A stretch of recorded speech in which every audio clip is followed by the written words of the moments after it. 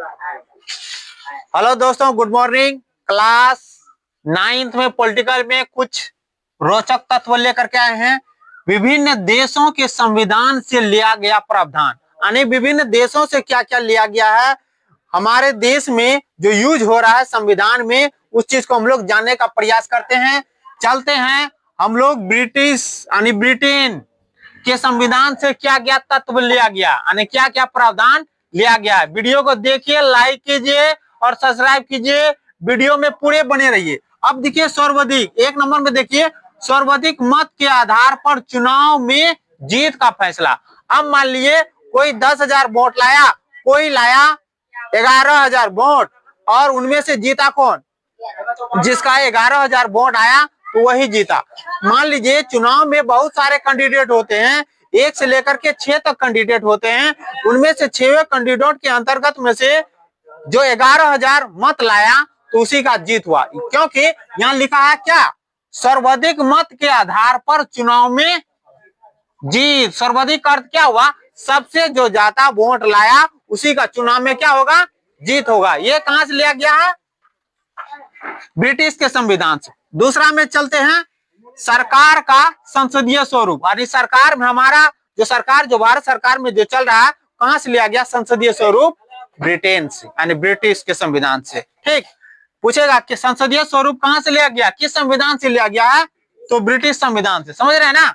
उसके बाद देखिए तीसरा में चले आइए, कानून के शासन का विचार। हमारा देश में जो भी कानून है वो कानून का विचार कहां से लिया गया है? ब्रिटेन के संविधान से। किसका संविधान से? ब्रिटेन या ब्रिटिश के संविधान से। समझ में आया? उसके बाद चलते हैं चौथा नंबर में, विधायिका में अध्यक्ष का पद। विधायिका जो विधायक होता है ना, उसका अध्यक्ष का पद, अध्यक्ष का पद और उनकी भूमिका। अध्यक्ष जो रहता है उसका पद रहे और उसका क्या भूमिका। जैसे मैं आप लोगों को पढ़ा रहा हूं तो यहाँ का कोचिंग का डायरेक्टर कौन है? नवल सर और संदीप सर।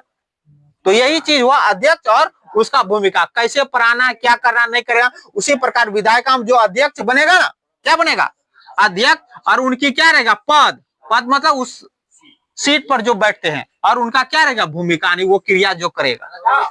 उसके बाद क्या, 5वां नंबर में चले आइए, कानून निर्माण की विधि, यानी कानून को कैसे, किस प्रकार से बनाइए, कानून आखिर कैसे बनता है, उसका विधि कहां से लिया गया है?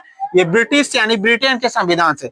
चलते हैं फिर दूसरा में, अमेरिका के संविधान की बात।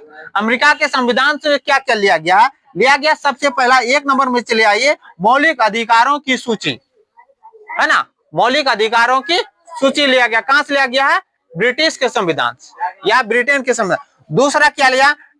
न्यायिक पुनरावलोकन की शक्ति और न्यायपालिका की स्वतंत्रता। जैसे मान लो न्यायपालिका है ना, जैसे जैसे कोई मान लो, जैसे कोर्ट में चले आइए, सर्वोच्च न्यायालय कहाँ है? दिल्ली में।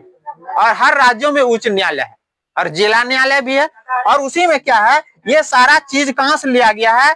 पुनरावलोकन की शक्ति और न्यायपालिका की स्वतंत्रता। न्यायपालिका क्या है? स्वतंत्र है और निष्पक्ष भी है। ये कहां से लिया गया? अमेरिका के संविधान से, याद रखिएगा।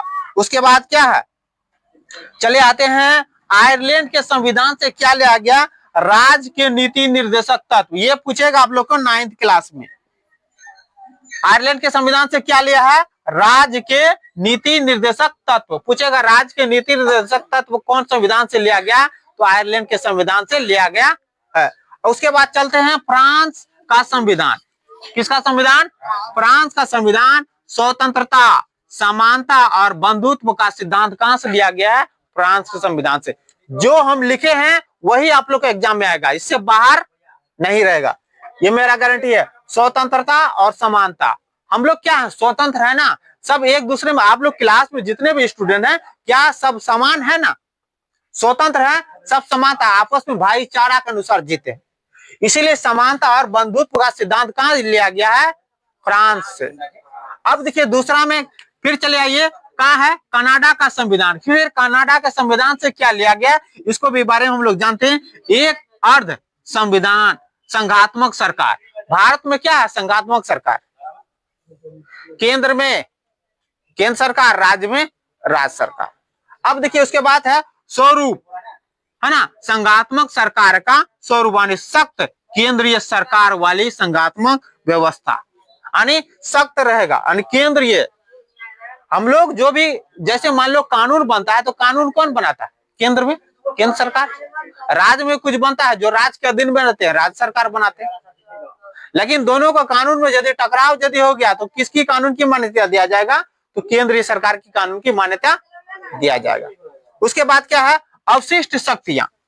अवशिष्ट शक्तियां का सिद्धांत कहां से लिया गया है? कर्नाटक के संविधान से। वीडियो को देखिए, लाइक कीजिए और सब्सक्राइब कीजिए और वीडियो को शेयर भी कीजिए, क्योंकि बहुत इंपॉर्टेंट चीज है जो ये पढ़ा रहे हैं। एनसीईआरटी क्लास 9th हो, 10th हो या 11th हो या 12th हो या कोई भी कंपटीशन में हो, इसको पूछने का सिद्धांत है।